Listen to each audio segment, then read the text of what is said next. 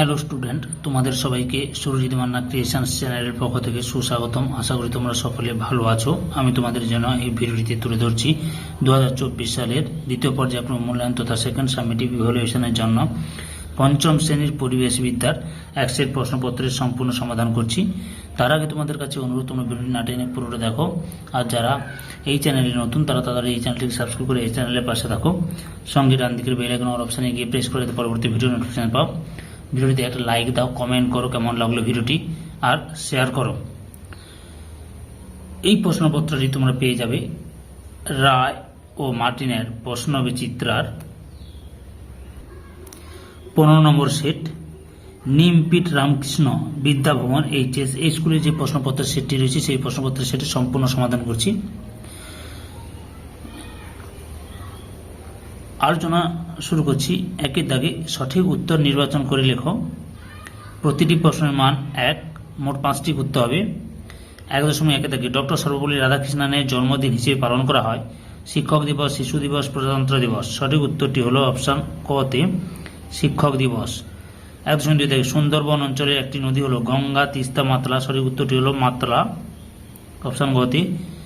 1.3 দাগে ইট পোড়াতে কি লাগে? মাটি, কয়লা, তেল। সঠিক উত্তরটি হল অপশন খ-এ কয়লা। 1.4 দাগে স্বাধীন ভারতের প্রথম প্রধানমন্ত্রীর নাম কি? জওহরলাল নেহেরু, নেতাজি সুভাষচন্দ্র বসু, নরেন্দ্র মোদী। সঠিক উত্তরটি হল অপশন খ-এ জওহরলাল নেহেরু। 1.5 দাগে গাছের পাতা আমাদের কার্বন ডাইঅক্সাইড, হাইড্রোজেন H2 আর O2 দেয়। সঠিক উত্তরটি হল অপশন গ-এ O2 অর্থাৎ অক্সিজেন দেয়। 2 দাগে শূন্যস্থান পূরণ করো। 2.1 ডিভিসি এর পুরো কথাটি হলো ড্যাশ। সঠিক উত্তরটি হলো Damodar valley corporation. Damodar valley corporation. 2.2 Baruipur dash চাষের জন্য বিখ্যাত। উত্তরটি পেয়ারা। পেয়ারা। 2.3 দাগে ধান কাটা ও ঝাড়ার আধুনিক যন্ত্রের নাম হলো ড্যাশ। উত্তরটি হলো হারভেস্টার।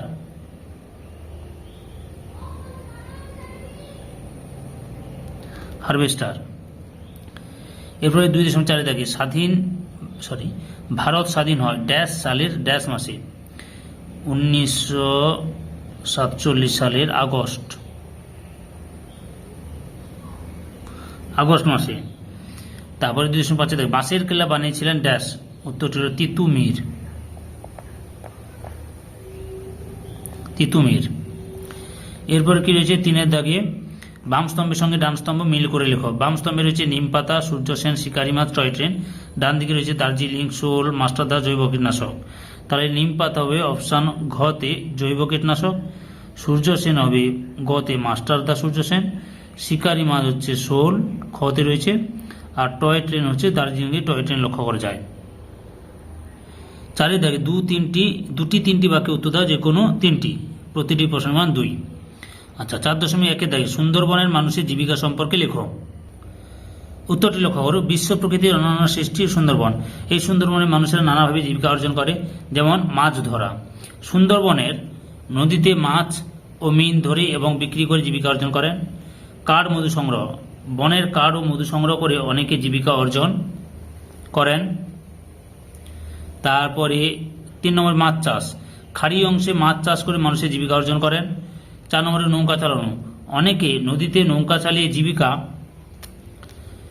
অর্জন করে। 5 নম্বরে কৃষিকাজ করেও সুন্দরবনের মানুষ জীবিকা অর্জন করেন।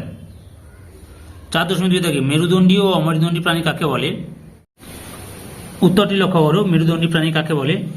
যে সমস্ত প্রাণীদের দেহে হাড় ও মেরুদণ্ড আছে তাদের মেরুদণ্ডী প্রাণী বলে, যেমন মাছ, ব্যাঙ, সাপ, পাখি, মানুষ প্রভৃতি।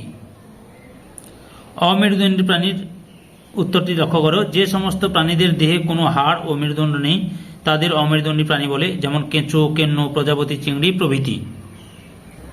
4.3 দাগে মানুষ তার বুদ্ধিকে কাজে লাগিয়ে তৈরি করেছে এমন কয়েকটি সম্পদের নাম লেখো।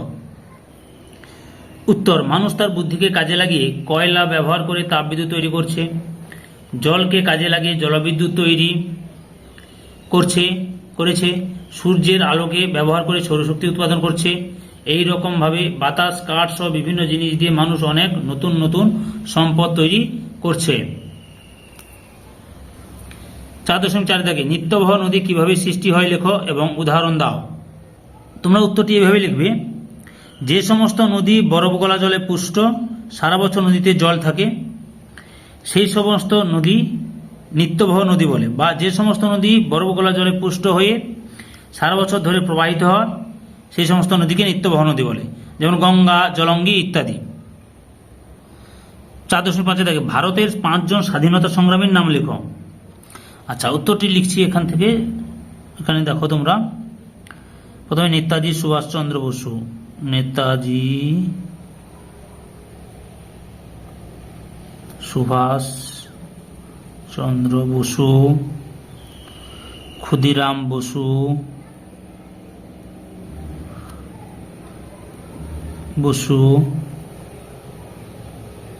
ভগৎ সিং, মাতঙ্গিনী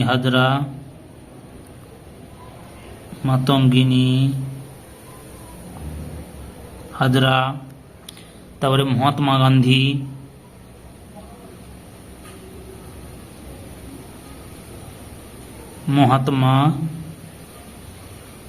গান্ধী, তার কি নেতাজি সুভাষচন্দ্র বসু, ক্ষুদিরাম বসু, ভগৎ সিং, মাতঙ্গিনী হাজরা, মহাত্মা গান্ধী।